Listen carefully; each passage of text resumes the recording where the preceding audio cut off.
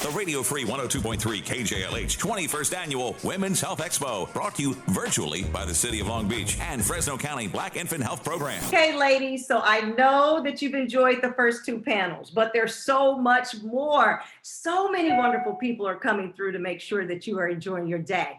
And I am so excited and honored to introduce this fabulous woman. She needs no introduction. Of course, she is our fighter, our protector. She's our favorite auntie. You know who I'm talking about, right? She is forever on the side of justice, and she will forever stand up to any bully and call them out in a minute. She will do it with dignity. She will do it with class. And most of all, she'll do it in her stilettos. She is a stiletto strutting, power fighting, one heck of a woman. We love her, our Auntie Maxine Waters. Hello, everyone.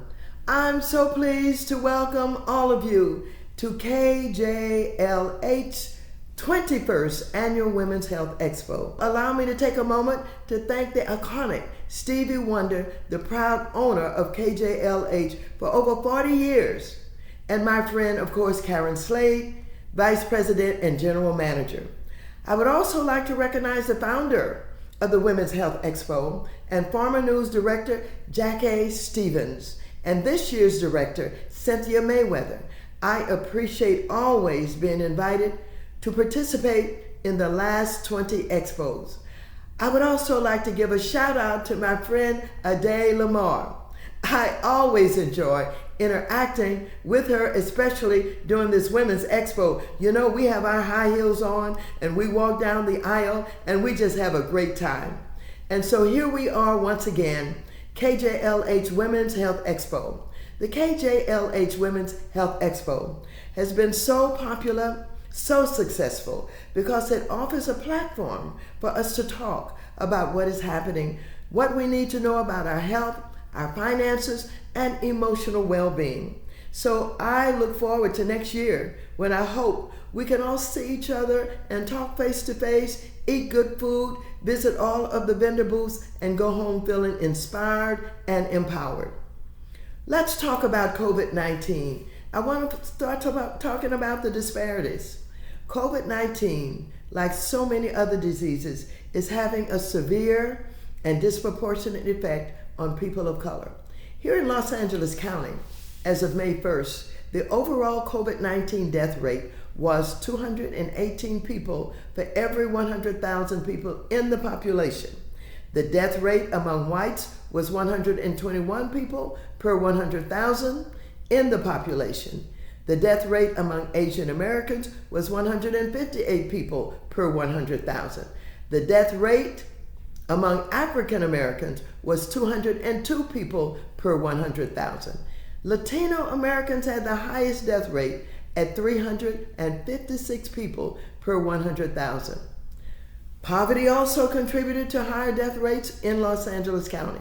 Among residents who live in areas where less than 10% of the population lives in poverty, the death rate was only 123 people per 100,000. However, when you get in those areas where more than 30% of the population lives in poverty, the death rate was 406 people per 100,000.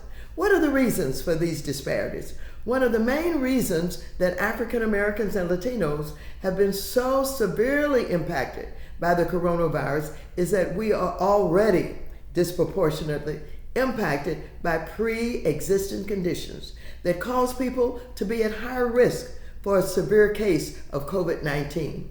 These conditions include, you know what they are: diabetes, cancer, chronic kidney disease, chronic lung diseases, obesity, serious heart conditions, and sickle cell disease.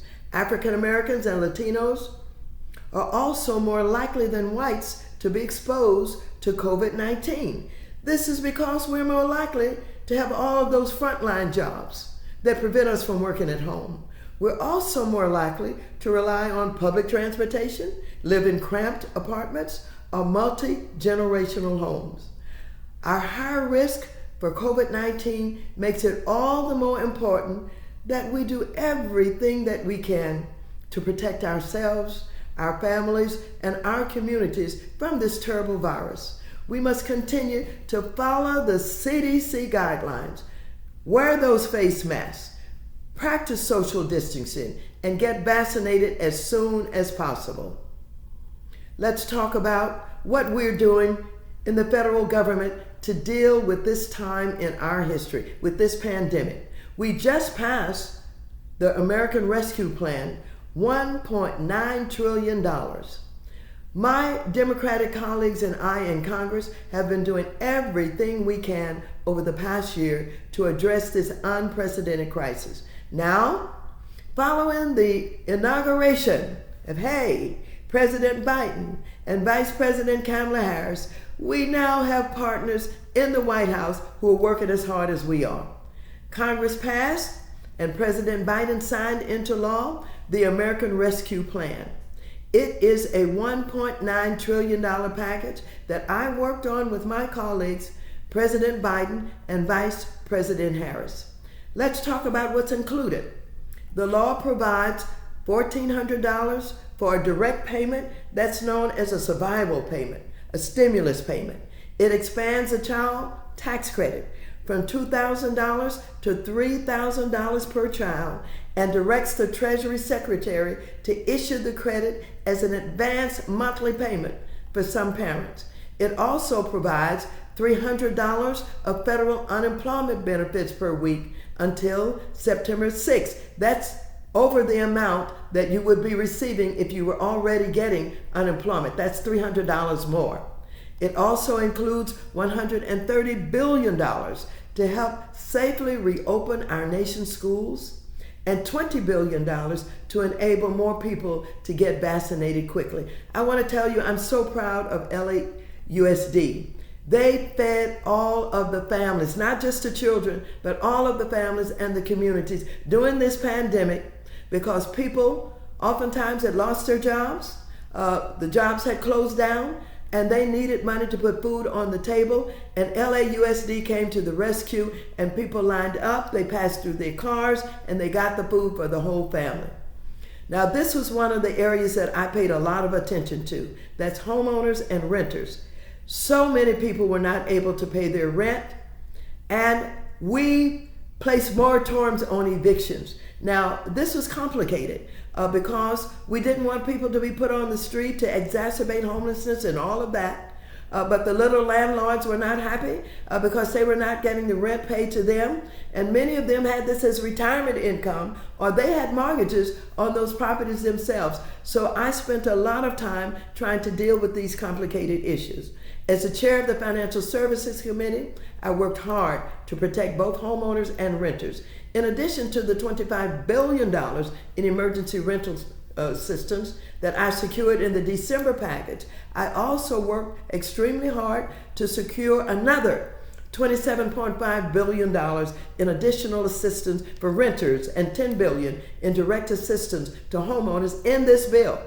This is going to help people remain housed until our nation emerges from the pandemic. And don't forget, I know some people are getting the forms that they have to fill out. Some of them seem a bit complicated, but I'm working on what we can do to get legal aid and everybody else assisting people to fill out the forms so they can get this money to be able to pay that rent and get some money to those little landlords, many of them who have just 2, 4, 6 units, but they need that money to pay their mortgages. We still have a long way to go before we're safe from the pandemic, but Los Angeles County is moving in the right direction. Hospitalizations in the county have declined about 8,000 per day in early January to about 390 per day. That's a big success story.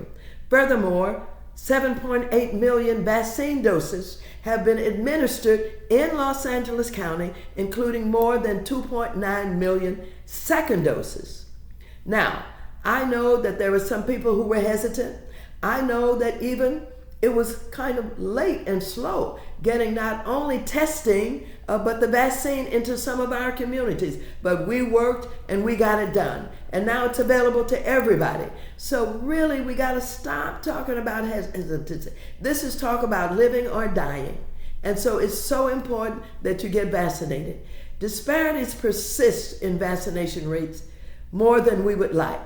Among Los Angeles County residents over the age of 16, 50% of white residents have been vaccinated as of April 23. However, only 30% of African Americans and 30% of Latinos have been vaccinated.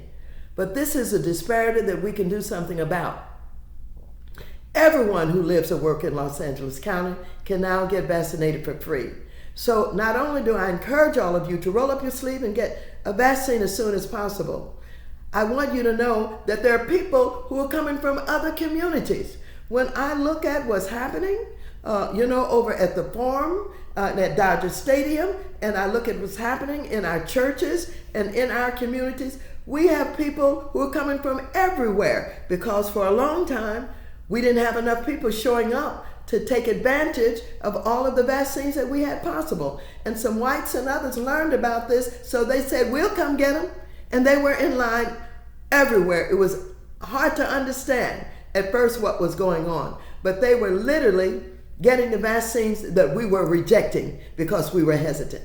So I want you to know that if you have a computer, I want you to call 833-540-0473 between 8 and 8:30 p.m., 8 a.m.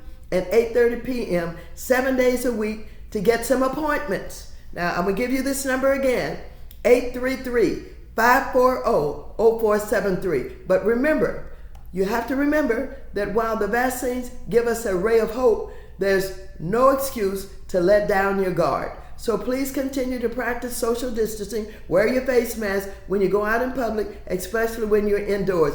And, as the experts come up with more information that will free us from some of what we're doing now, listen, and please listen to my friend, Dr. Posse. He is the one that has been telling the truth even when we were faced with all of the lies and disinformation that Trump was giving us. So I want everybody to be sure that they follow these guidelines of the experts. Continuing to follow public health guidelines is the only way we can stop the spread of the virus and all of its variants throughout our community. I am so delighted to be with everybody today.